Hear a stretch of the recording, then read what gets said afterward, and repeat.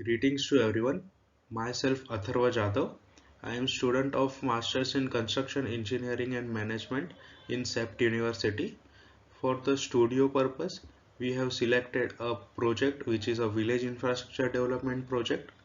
In this studio we are doing a pre-feasibility of the village infrastructure development project. The vision of the project is to generate an identity by improving the village infrastructure. Mission is to improve the lifestyle of the people living in the village. The objective of the project is to improve the four major infrastructure, which are water supply infrastructure, drainage infrastructure, road infrastructure and stormwater infrastructure. The need to develop these four major infrastructure is such that currently the people living in the village do not receive the water, or they receive the intermediate water, and they are not able to meet the daily requirements of water. Drainage infrastructure, because uh, currently they are using the soak pits and few of the people going in open areas. uh, for that the drainage infrastructure is needed. Road infrastructure, because current conditions of road is in very poor condition. Due to that many accidents also happen in villages.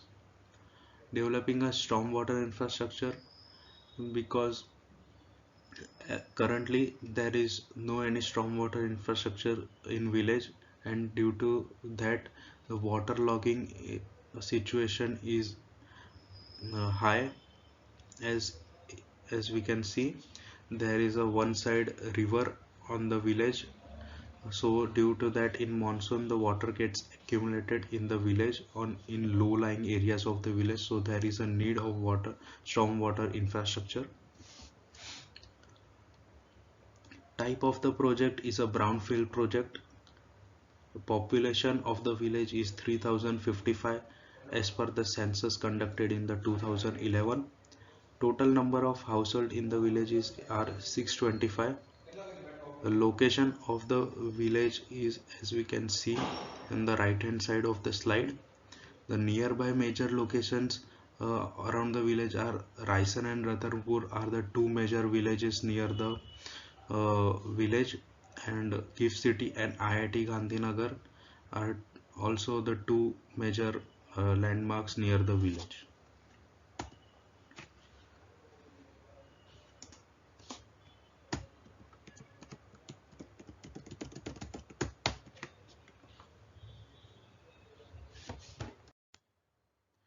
So to identify the problems in villages, I have done a problem and option analysis of water supply infrastructure.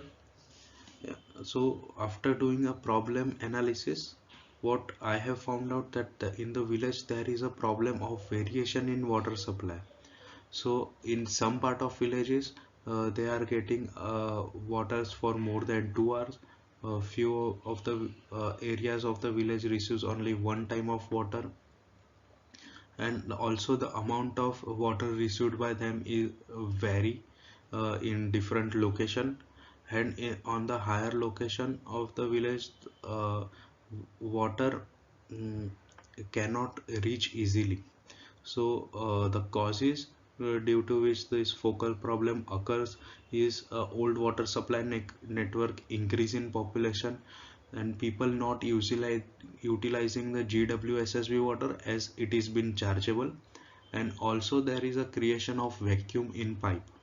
So to overcome this focal problem, I have suggested few options, which includes the construction of new water supply network, construction of new ESR, because current capacity of ESR is not sufficient to meet the need of the village, as the current capacity of the ESR is 3,50,000, and the current need of the village is around 7 lakh liter.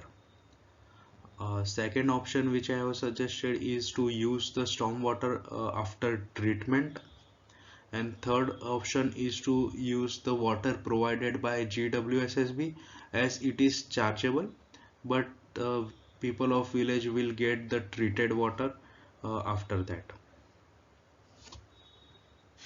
Uh, Below are some images of old water supply system and old ESR.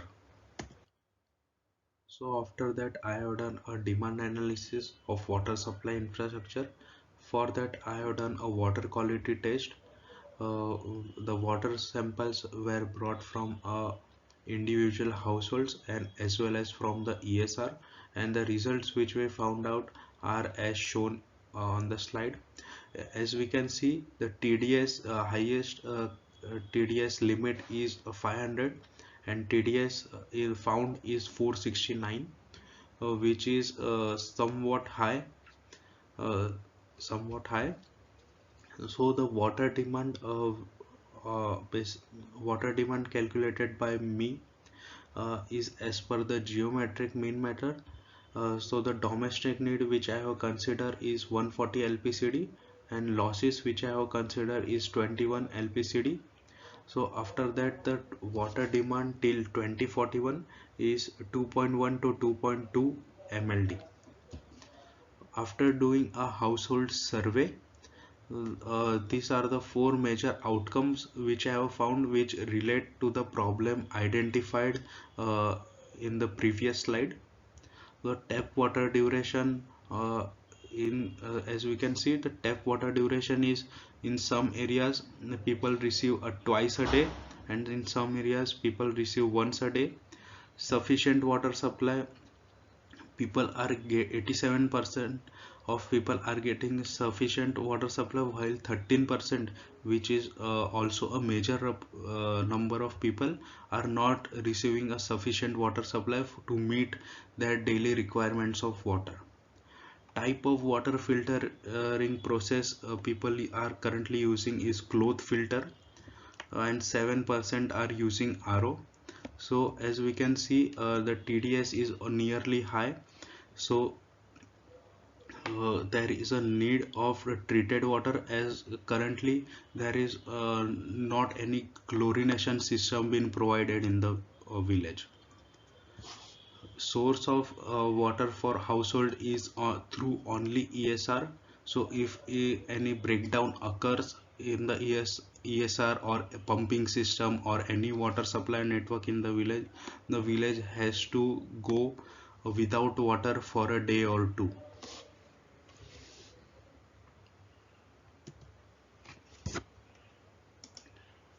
So the demand analysis confirms that the problem identified in the problem and option analysis is of variation in water supply is true, and that there is a need to enhance the capacity of ESR and improve the existing water supply network. For location analysis of water supply infrastructure, I have done a macro analysis and micro analysis. The image shown on the slide shows that there are two ESR and two sump in the village and the current water supply network of the village. So both the ESR are of the 50,000 liter capacity. Both the ESR combinedly cannot meet the daily requirement of the village. So what I have proposed is to deconstruct the ESR1 and sump 1 and to reconstruct the higher capacity of ESR and sump 1 on the same location, as the location of ESR1 and sump 1 is in the middle of the village, and also it is the highest point of the village. Mm, and for macro analysis, and I have proposed that macro analysis should be used in the village, so that people of the villagers can get treated water, and somewhat the variation of water supply problem can be resolved, as currently the villagers are using the micro analysis done by me, that is from borewell. Their current only source is borewell, from that the pumping is done and the storage is done at ESR, and after that uh, water is supplied in every household. if any damage occurs in the pumping, then the village has to go without water for that day. So that is also a major problem in the village. So what I propose them to use the water provided by the GWSSB, and route for the same is shown on in the macro analysis.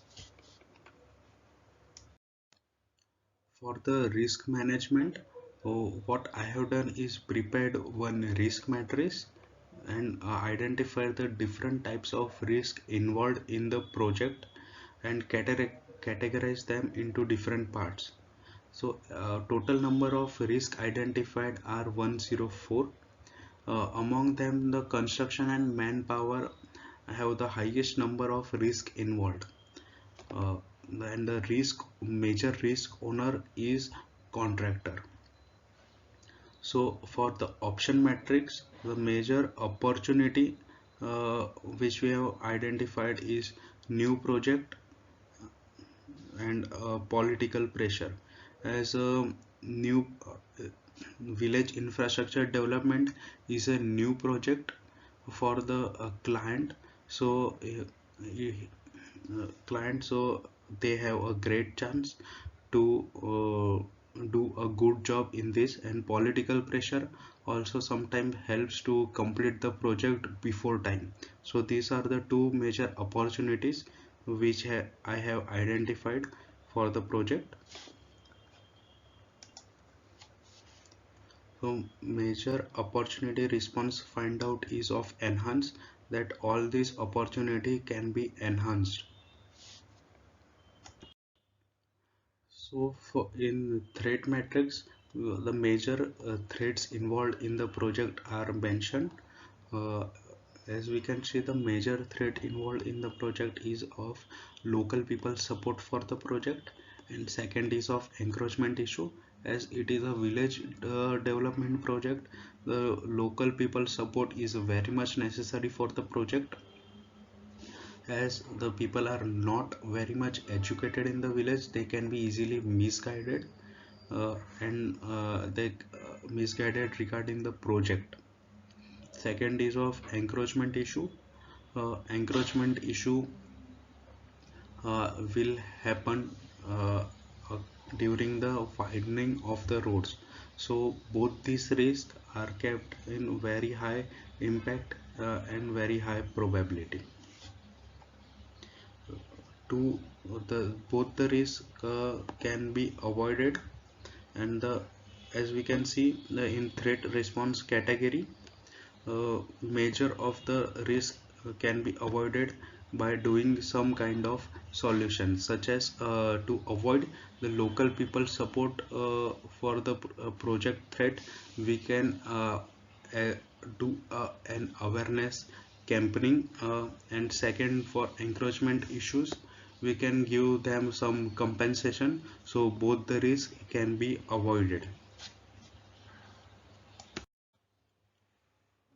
Project baseline schedule is been prepared by me, in which these are the five major phases involved in the project.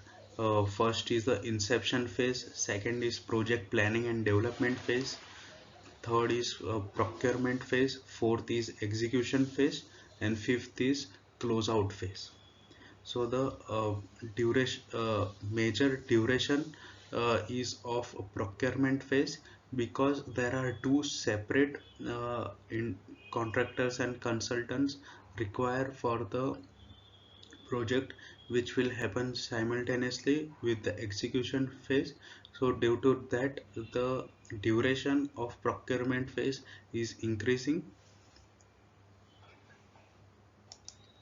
and for the same, the calendar and working time is been prepared for project baseline schedule.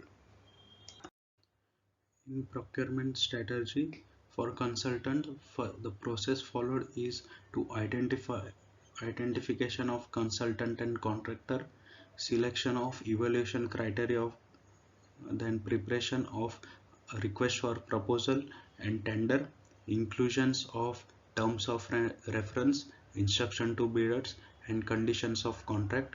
And after that, the evaluation and award of contract will be done. The procurement is in two parts. One is of consultant and one is of contractor.